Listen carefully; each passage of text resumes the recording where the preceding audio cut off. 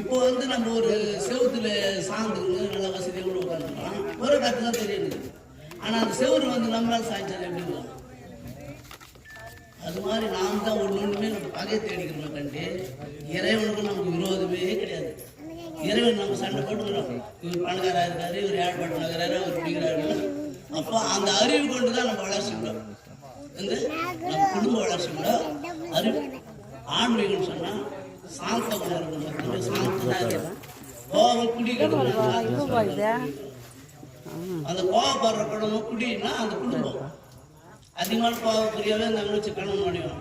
அது பசங்க மேலே கோபம் பண்ணிக்கின்னு, பசங்க வந்து பெரிய மேலே கோபம் பண்ணிக்கின்னு இதெல்லாம் பண்ணிக்கின்னு நம்ம வாழ்க்கை சீரழிச்சிடும். அதே மாதிரி அச்சுதாசன் என்ன பண்ணாரு,